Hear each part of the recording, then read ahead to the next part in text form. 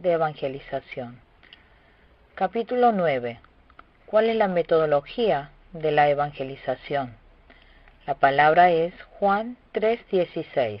Leamos. Porque tanto amó Dios al mundo, que dio a su Hijo unigénito, para que todo el que cree en Él no se pierda, sino que tenga vida eterna. Toda la Biblia es importante. Entre todos los 66 libros de la Biblia, el versículo más importante es Juan 3:16. De tal manera nos amó Dios. Jesús, para salvar al pueblo de Dios, vino al mundo. La máxima expresión del amor de Dios es mostrada en la cruz. El que cree en Jesús no se pierde, mas tiene vida eterna.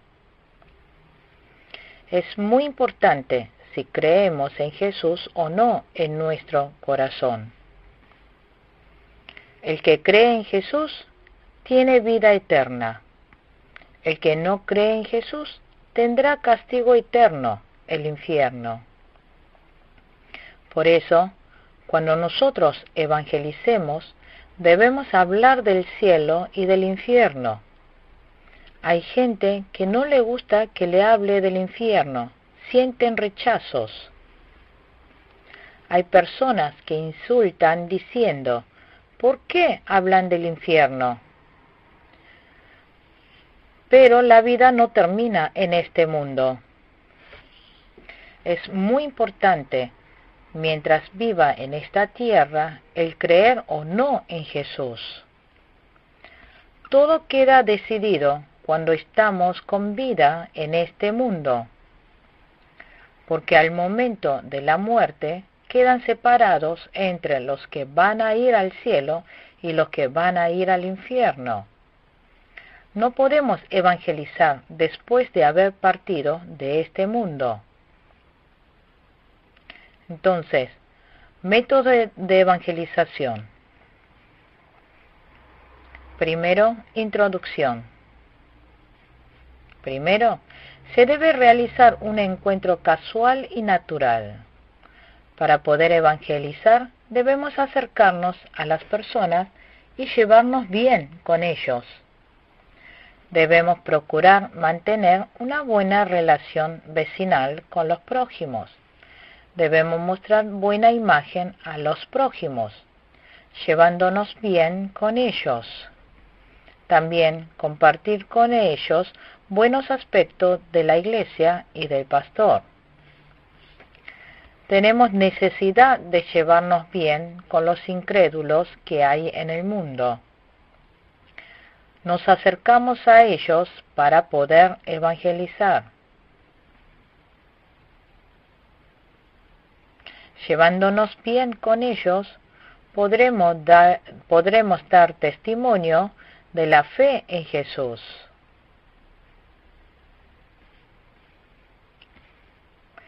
Comentarle qué clase de persona había sido antes de creer en Jesús, cómo llegó a creer en Jesús, circunstancias que lo llevaron a creer en Jesús.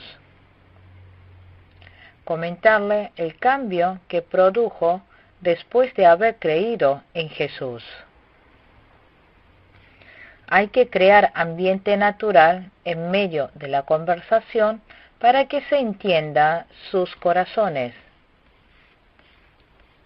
Por eso, el fiel que ha tenido seguridad de salvación da testimonio de su experiencia con Jesús. Cuando dé testimonio de su vida espiritual, el otro puede sentir empatía. No debe decir de una que crea en Jesús. Hay que decirle así, que en el pasado yo tampoco creía en Jesús, pero ahora por esto y por otros motivos llegué a creer en Jesús. Y decirle lo bueno que fue haber creído en Jesús. Por eso hay que presentar a ese Jesús que experimenté. También hay que dar testimonio de cómo es Jesús que experimenté. Obvio que tenemos nuestro sufrimiento, pero hay que presentar las buenas partes de creer en Jesús. Hay que mostrar que en nuestra vida, a Jesús viviente.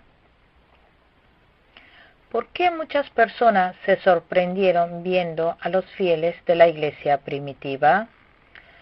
Porque las personas del mundo quedaron conmovidos por la clase de vida transformada de los fieles, sus vidas transformadas y sus temperamentos cambiados. Fueron de buen testimonio para la gente. Por ende, muchas personas creyeron en Jesús. En segundo lugar, ¿cómo podremos presentar el Evangelio? Después de un tiempo de dar testimonios con la vida y de acercarse, hay que anunciarles que deben creer en Jesús.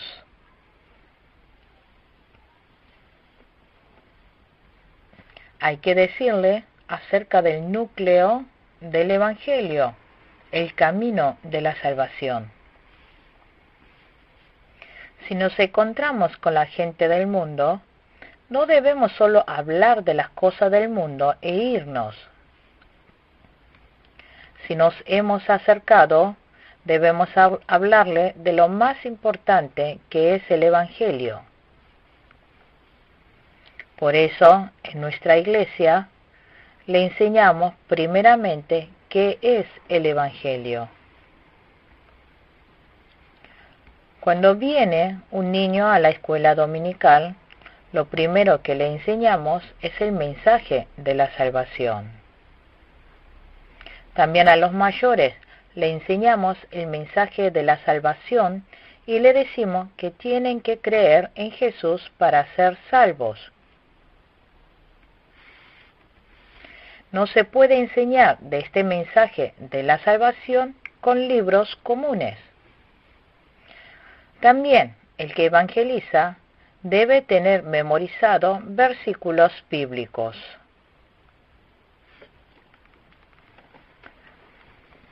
Por eso, lo primero que le dice es, primero, Dios te ama.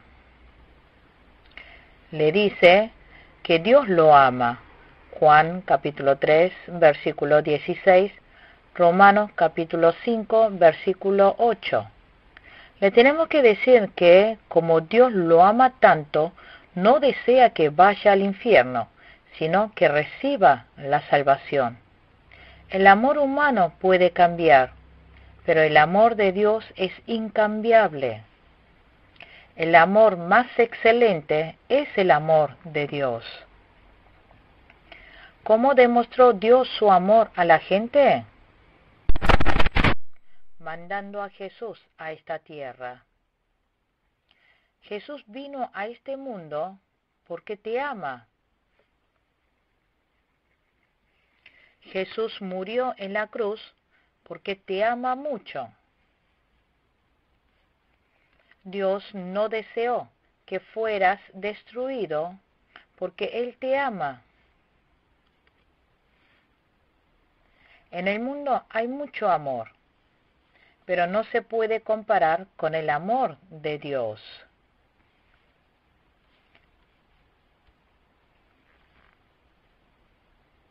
Pregúntenle a la persona que ama, ¿podrías morir por mí? No hay nadie que pueda morir por uno, pero Jesús murió en la cruz por tu vida.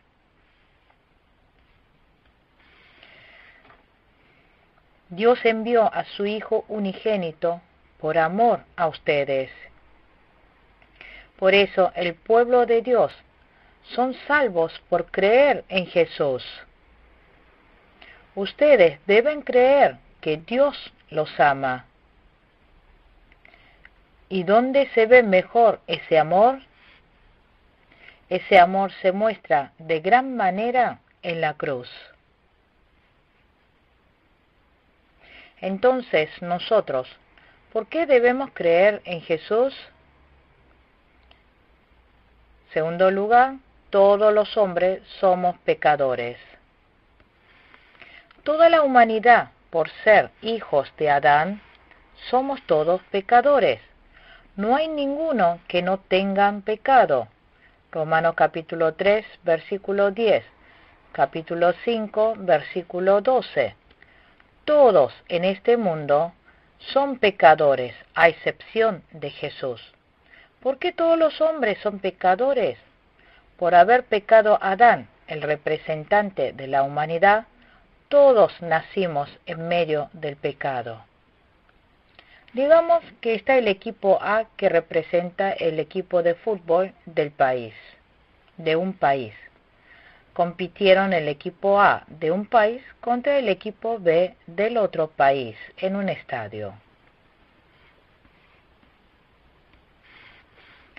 Se envían cada país su equipo.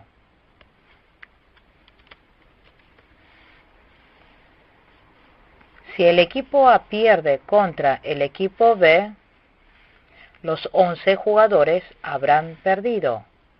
Y si el equipo A del país pierde contra el equipo B del otro equipo, se dirá que ha perdido el país del equipo que perdió. Compitieron los 11 jugadores. Pero, ¿por qué dirá que ha perdido todo el equipo? Porque estos 11 jugadores llevan la representación del país. Porque Adán ha sido nuestro primer representante de la humanidad. Por el pecado de Adán, toda la humanidad entró al pecado.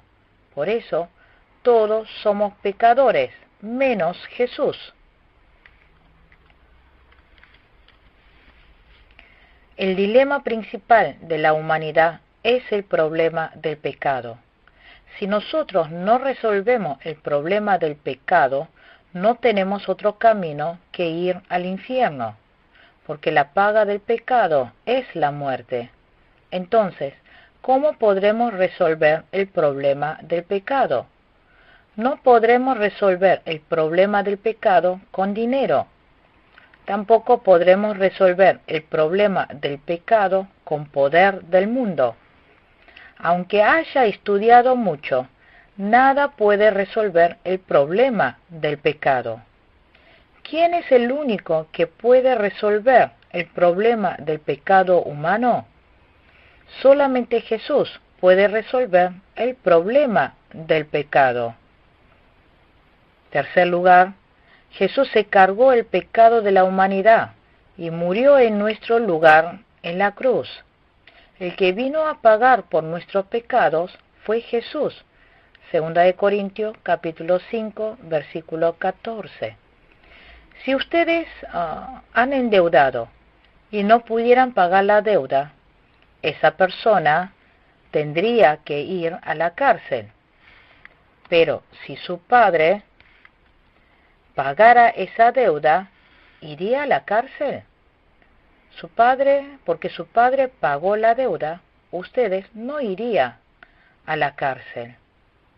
Jesús también pagó el precio del pecado en la cruz por nosotros.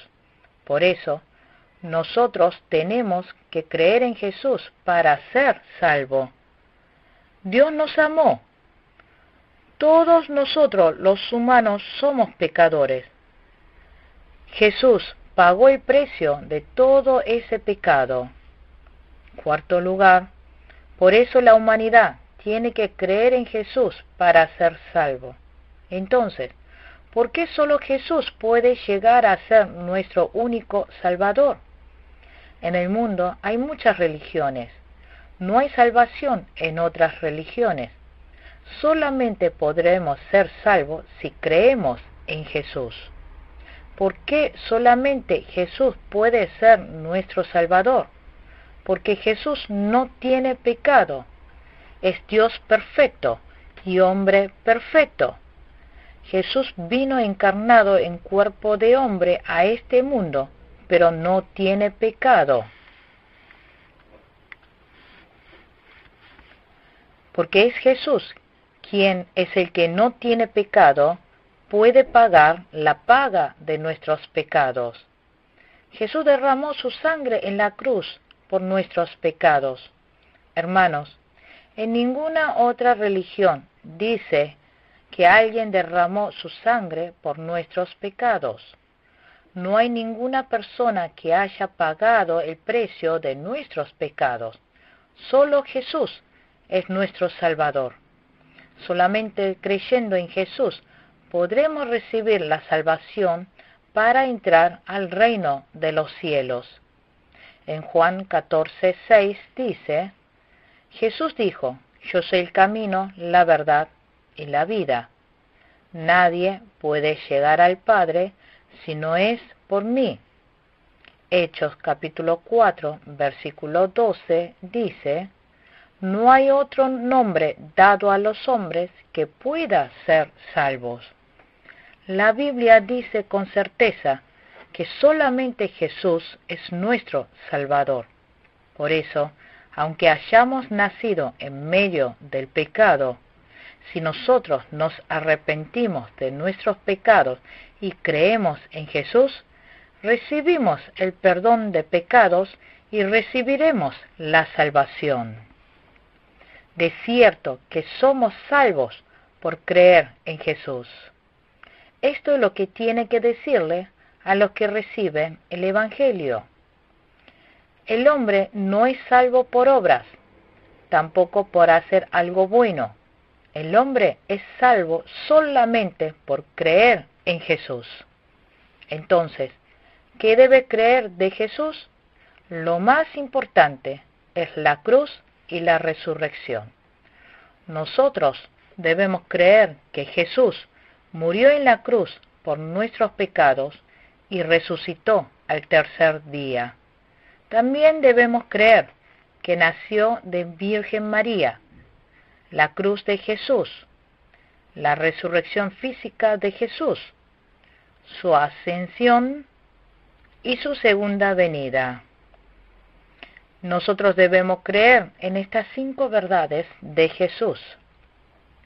¿Qué significado tiene el nacimiento virginal de Jesús?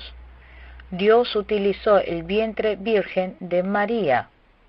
Antes que María se casara con José, Jesús fue concebido por el Espíritu Santo.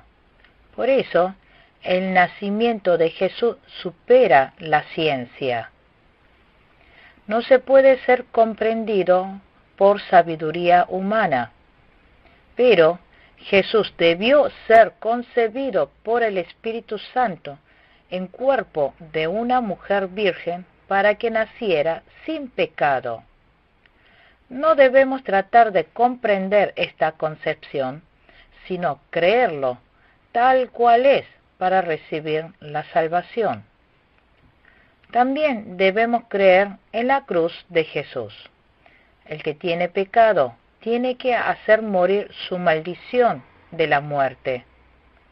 ¿Por qué Jesús murió en la cruz? Nosotros debemos creer que Jesús murió en la cruz por mis pecados. No podemos resolver por nosotros mismos el problema del pecado. Debemos creer que Jesús murió en la cruz en nuestro lugar para recibir el perdón del pecado. Y este Jesús que murió en la cruz resucitó al tercer día. En el mundo hay muchas religiones, pero solo Jesús es el que murió y resucitó de nuevo. Los líderes de otras religiones todos murieron. También los reyes murieron. Aunque hayan tenido dinero o hayan sido famosos, todos terminaron muriendo. Solamente Jesús resucitó, redimió nuestros pecados y nos hizo pueblo de Dios. ¿Ustedes creen en la resurrección de Jesús? El que cree en la resurrección de Jesús ha recibido el Espíritu Santo y ha recibido la salvación. Y Jesús, de haber permanecido durante 40 días en la tierra, después de haber permanecido durante 40 días en la tierra, ascendió al cielo.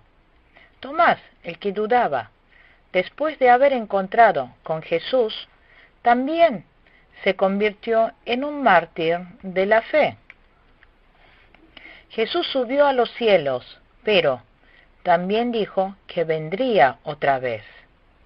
Creer en Jesús es creer en el nacimiento virginal de Jesús, la cruz de Jesús, la resurrección de Jesús, la ascensión de Jesús y su segunda venida. Punto 5. Por creer en Jesús tenemos perdón de pecado y vida eterna. Romanos capítulo 6, versículo 23. Primera de Pedro, capítulo 1, versículos 18 y 19. Depende de que crea o no en Jesús, se define si va al cielo o al infierno.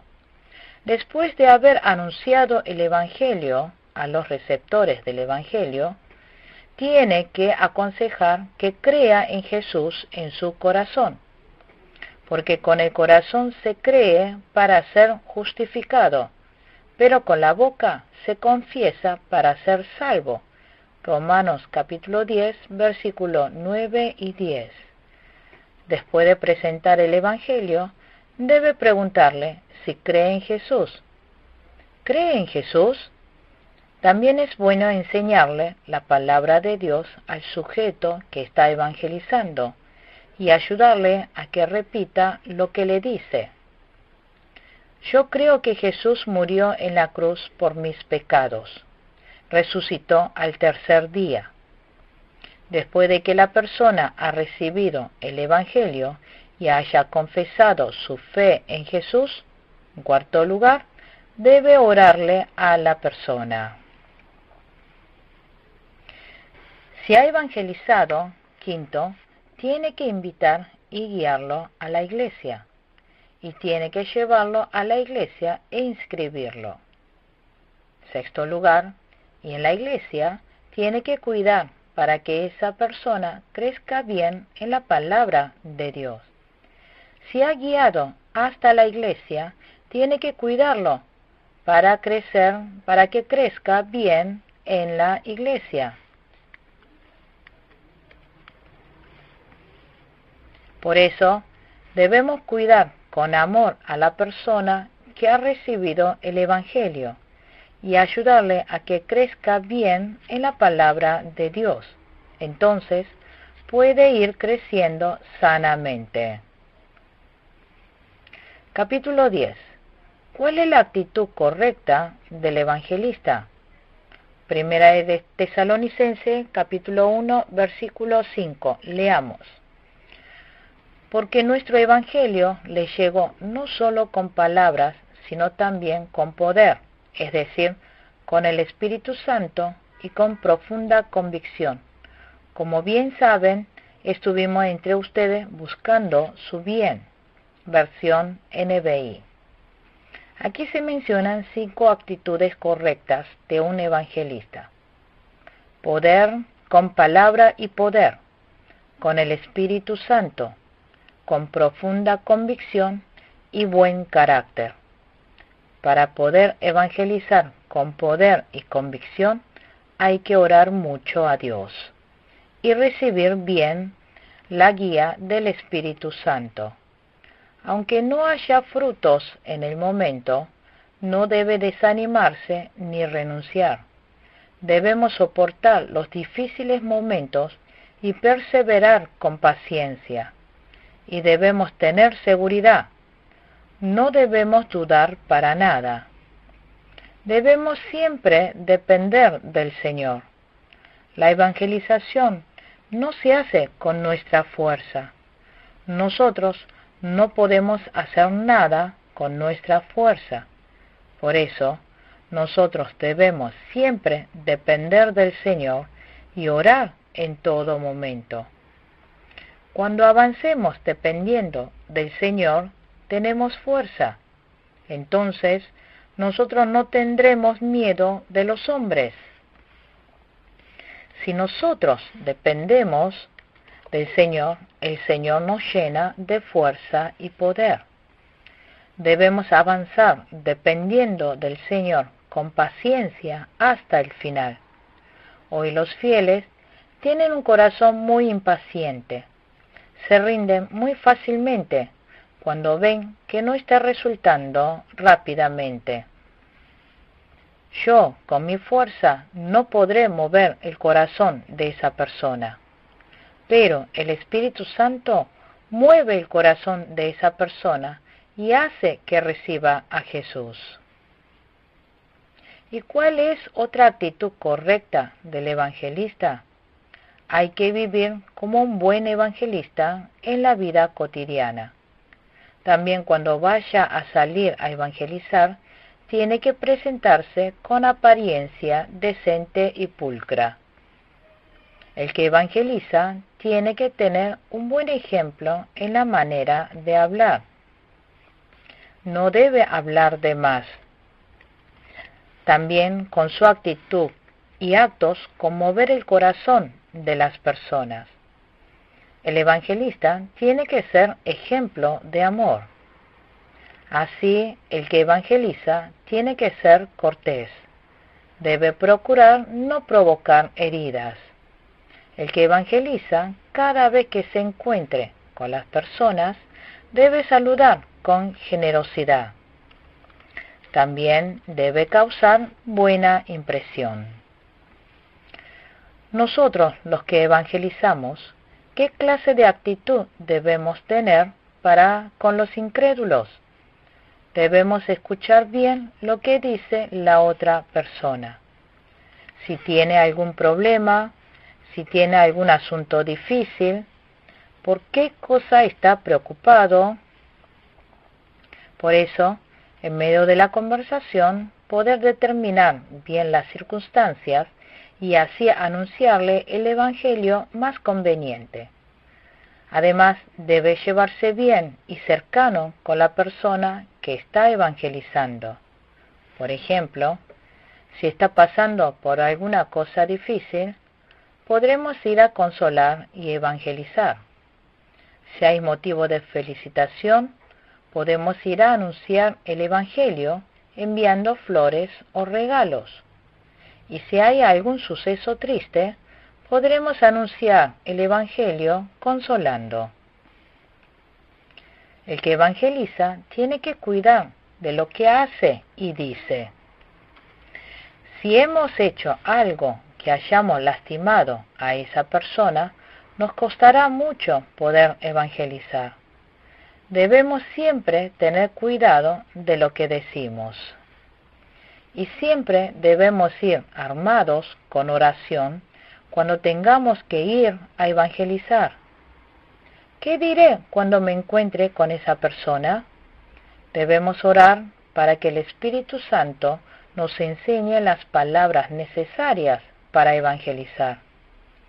Y Dios obrará si nosotros lo hacemos con amor por esa alma. Además, debemos estar siempre en oración por esa alma a evangelizar. También podremos invitarlo a casa para compartir comida y así anunciarle el evangelio. Compartiendo comidas se puede ir mejorando la relación personal. Por eso, para salvar a un alma se necesita de muchos sacrificios y entrega. Así, llevándonos bien con las personas, no perdamos la oportunidad de anunciarles el evangelio. Siempre debemos tener presente en el corazón a la persona a evangelizar y orar por ella. Debemos mantener una buena relación con los prójimos. Debemos ser hospitalarios con ellos. Jesús se sacrificó hasta su vida para salvarnos. Salgamos a evangelizar con estas actitudes dispuestas. Alrededor nuestro hay muchos que no creen en Jesús. Hay muchas almas todavía que están perdidos sin conocer a Dios. No podemos ser indiferentes a todos ellos.